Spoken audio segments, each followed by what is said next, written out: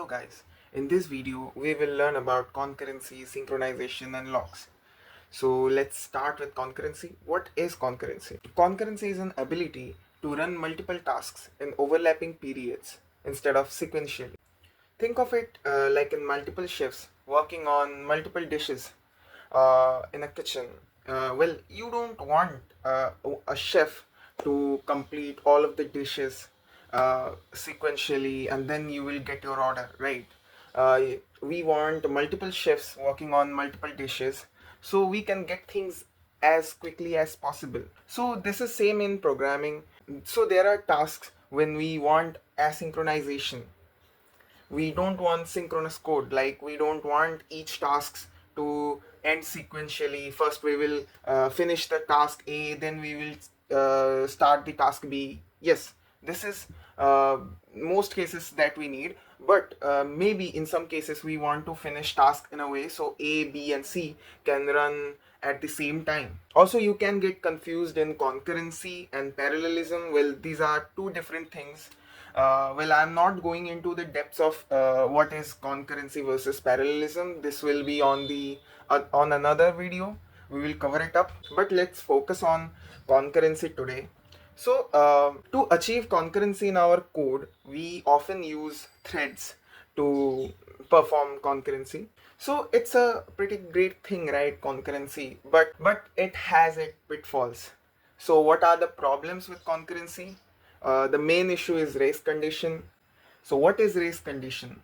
When two or more threads access the shared data simultaneously, it can result unpredictable outcomes. Let's think of a scenario. So now three threads working with a shared data.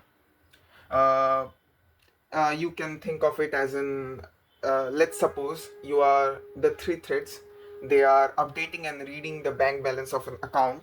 First and the third thread is reading the current balance. Okay.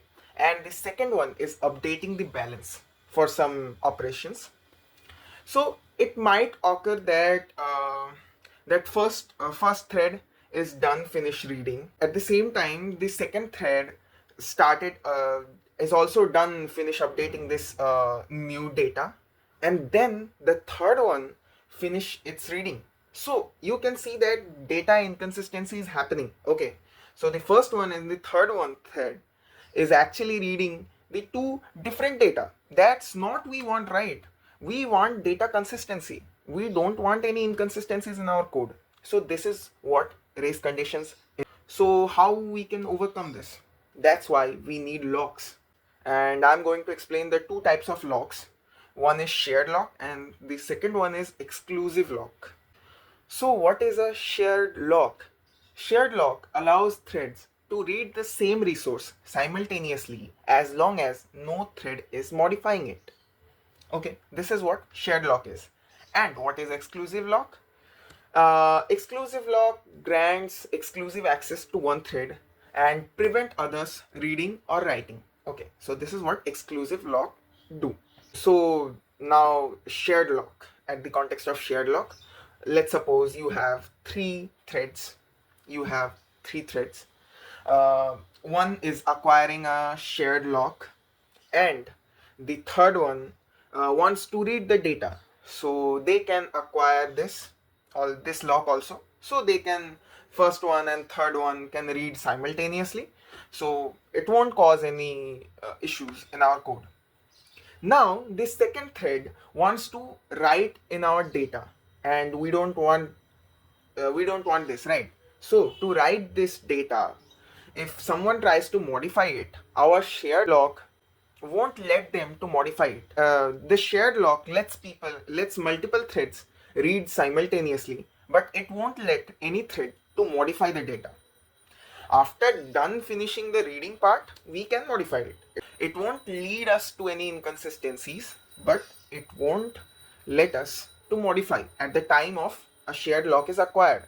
Shared lock trying to tell us that one or more people is actually reading the data. So if anyone is trying to modify it, we are not allowing it. So this is what shared lock do. Now we are coming into exclusive locks. What is exclusive lock? Exclusive lock So at the time of modifying it, we need to acquire a lock, right? Why we need a lock? Because at the time of modifying our code, we won't let other peoples to read the data, right? Read the same data. It will lead to inconsistencies. So at the time of modifying our data, we won't also let others to modify it, and we won't let others to read it. So exclusive locks can be acquired by one thread. Okay, so at the time of modifying it, no exclusive locks, no other threads can acquire exclusive lock, and no other threads can acquire any shared lock. So everyone is blocked from reading or modifying data unless the thread which is acquired the exclusive lock and working and performing a modification in our code. So this is what exclusive lock. So what is shared lock? Shared lock means multiple people can read and no one can write. So what is exclusive lock? Exclusive lock means uh, one is modifying it, so we won't let anyone to modify this code again, and we won't let others to read. So after done modifying our code, we will let our readers to read, and if anyone wants to write, we can let them write. But it has also caveats. So like if you use multiple locks in your code, maybe your code can lead into synchronous code. Your code might not be asynchronous as you want. Too many, if you are using too many locks in your system, it can slow down your system.